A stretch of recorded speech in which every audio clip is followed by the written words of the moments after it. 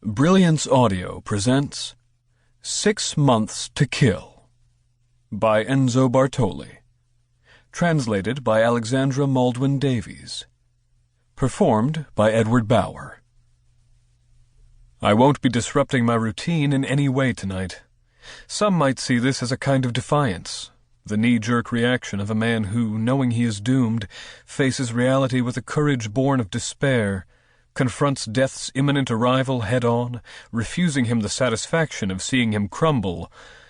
But that's not my style. Actually, my behavior is down to sheer laziness. Every night for years now I've slumped onto my sofa, beer in one hand and packet of crisps in the other, at exactly 6:50 p.m. to get my fix of my game show. I love it.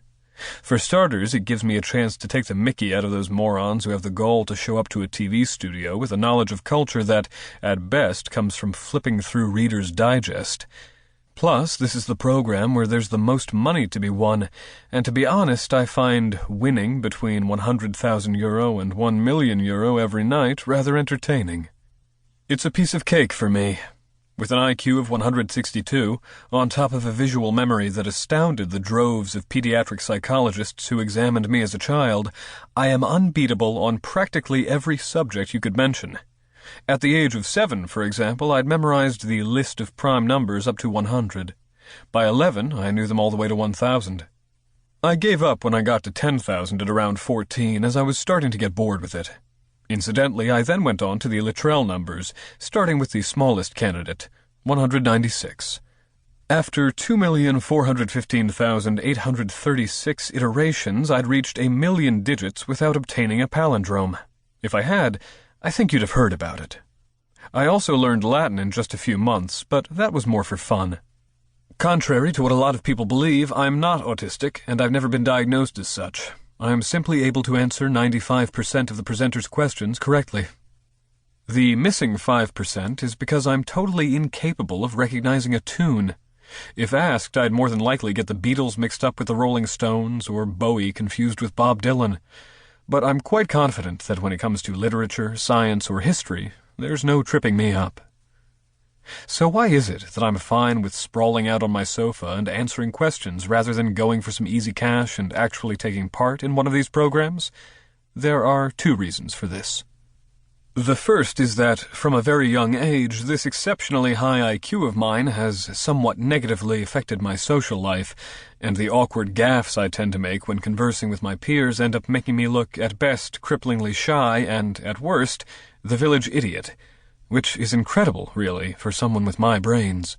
To make matters worse, and even though I've tried for many years to do something about it, I often speak using outmoded language, including expressions that have long since seen their day.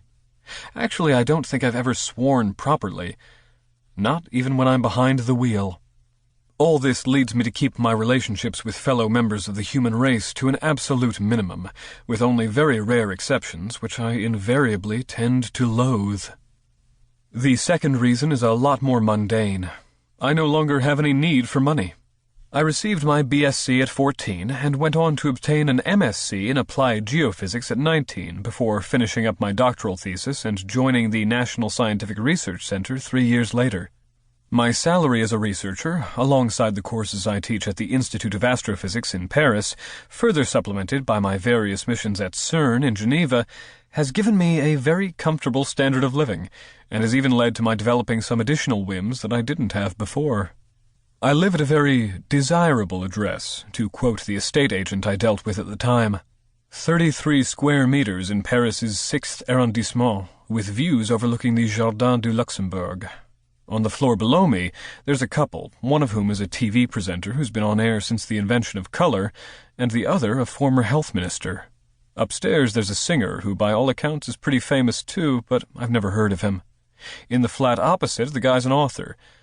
Actually, he's all right. At least as all right as someone can be, to my mind. There was this one time when we had what might have passed for a conversation in the entrance hall. I felt obliged to let him know that I had never once read one of his novels. He told me to consider myself lucky, but then gave me a copy of his bestseller.